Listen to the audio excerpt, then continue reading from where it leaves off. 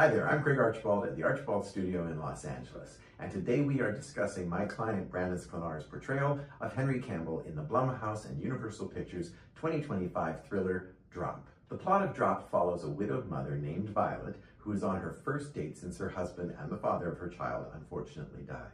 Violet arrives at an upscale, high-rise restaurant in downtown Chicago where she is relieved that her date, Henry, is more charming and handsome than she expected.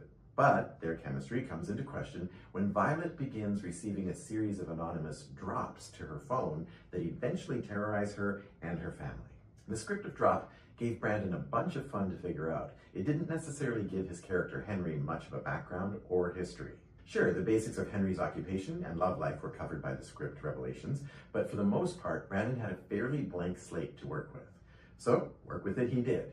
As always, Brandon investigated the character using the simple guideline tools like, what is Henry's body and physicality? He dug deep into the script and story for every hint he could find.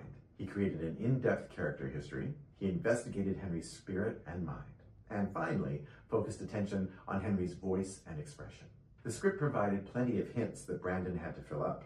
For example, why is this handsome and successful man so patient and understanding, but also kind of stuck on her? Why did he put up with 3 months of talking before this first date? What is his actual job, and what information does that job provide him that makes him a possible bad guy or a target?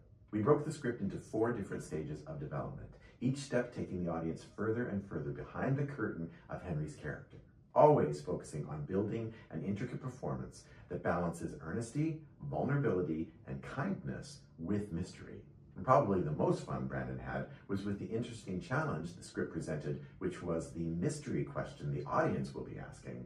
Is Henry behind the terrorizing drops, or is it someone else? Therefore, Brandon had to have a small residual of the unknown for the audience to suspect him, but not be sure until the thrilling climax. Letting the cat out of the bag too early would hurt the tension, and holding it too long would confuse and anger the audience. It was a lovely, slender bridge he had to negotiate in arcing his performance, giving just enough information to hold the believability without sacrificing the eventually revealed truth. It's a hair-raising, in real-time thriller that I'm very proud of Brandon for his good work. If you like a good thriller with some particularly good-looking actors, check out Drop.